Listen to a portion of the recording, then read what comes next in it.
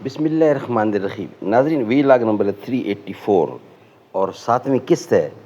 کتاب کا نام ہے سیرت النبی اور یہ واقعہ چل رہا ہے غزوہ احزاب، جنگ خندق، جسے بیٹل آف آزا یا بیٹل آف ٹرنچ بھی کہتے ہیں، بیٹل آف خندق بھی کہتے ہیں۔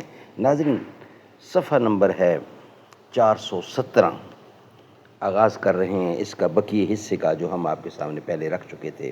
ناظرین، یہ کتاب جس کا ٹائٹل ہے الرحیق المختوم، سیرت النبی پر، سیرت النبی صلی اللہ علیہ وآلہ وسلم پر دنیا بھر میں اول انعام یافتہ یہ کتاب ہے الرحیق المختوم۔ اس کتاب کے رائٹر ہیں مولانا صفی الرحمان مبارک پوری۔ ناظرین، رابطہ عالم اسلامی مکہ مکرمہ کے زیر اہتمام منعقدہ سیرت نگاری کی عالمی مقابلہ میں اول آنے والی عربی کتاب کا اردو ترجمہ ہے جو ہم آپ کے سامنے رکھ رہے ہیں۔ روزانہ کی بنیاد پر کم از کم ایک یا دو بہر صورت ہم آپ کے سامنے رکھنے کی کوشش کرتے ہیں۔ نحمدہ ونصلی علی رسولہ الکریم، بسم اللہ الرحمن الرحیم۔ اسی خطا سے عتاب ملوک ہے مجھ پر کہ جانتا ہوں مال سکندری کیا ہے۔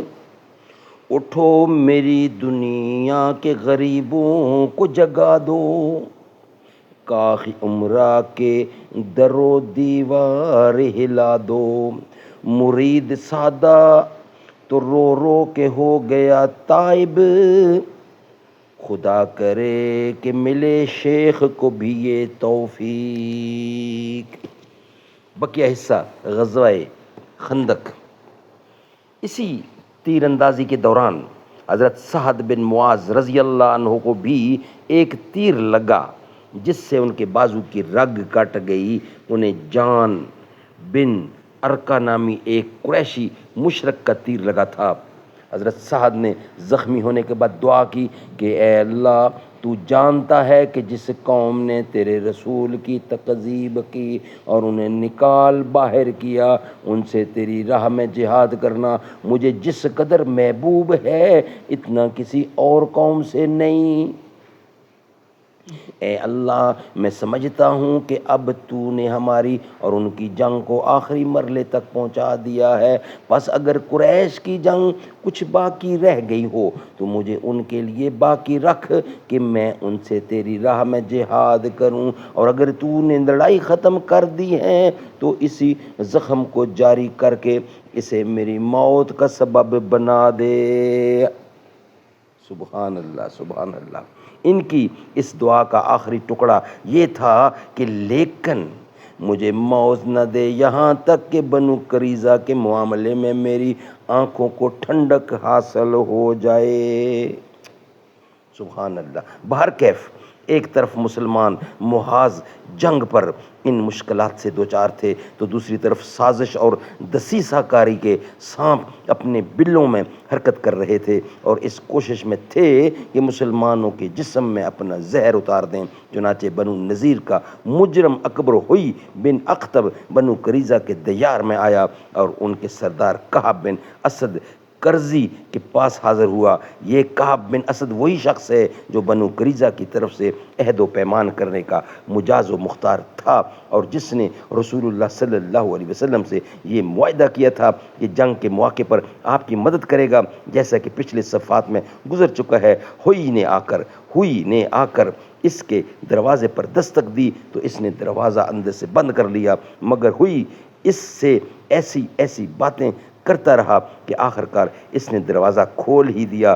ہوئی نے کہا، اے کعب، میں تمہارے پاس ہمیشہ کی عزت اور فوجوں کا بحر بے کراں لے کر آیا ہوں۔ میں نے قریش کو اس کے سرداروں اور قائدین سمیت لا کر روما کے مجمع السیال میں اتار دیا ہے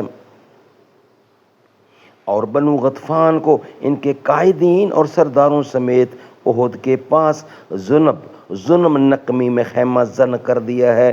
ان لوگوں نے مجھ سے عہد و پیمان کیا ہے کہ وہ محمد اور اس کے ساتھیوں کا مکمل صفایا کیے بغیر یہاں سے نہیں ٹلیں گے۔ استغفر اللہ، استغفر اللہ۔ ناظرین، یہ ولاگ یہاں ہی کمپلیٹ ہوتا ہے انشاءاللہ. اس کا بقیہ حصہ ہم نیکسٹ ولاگ کی صورت میں آپ کے سامنے رکھیں گے. یہ ولاگ ہمارا یہاں ہی مکمل ہوتا ہے، یعنی کہ ولاگ نمبر 384 7ویں قسط تھی. انشاءاللہ 8ویں قسط کے لیے ہم حاضر ہوں گے نیکسٹ. اللہ اللہ اللہ بہت بڑا ہے، اللہ بہت بڑا ہے. گر وقت آ پڑا ہے، مایوس کیوں کھڑا ہے. اللہ بہت بڑا ہے، اللہ بہت بڑا ہے. کیروں جبر کے بت یہ جو سامنے کھڑے ہیں، پانی کے بلبلے ہیں بس نام کے بڑے ہیں. ایک کن کی مار ہیں یہ جتنے گنوار ہیں، یہ تاریخی سلسلہ ہے. اللہ بہت بڑا ہے، اللہ اللہ. مانا کہ ظلمتوں کے ہر سمت ہیں بسیرے، لیکن کبھی تو ہوں گے انصاف کے سویرے. مہکے گے غنچے اور پھول، گائے گی کوئی بلبل، حالات کی صدا ہے. اللہ بہت بڑا ہے، اللہ اللہ اللہ اللہ بہت بڑا ہے.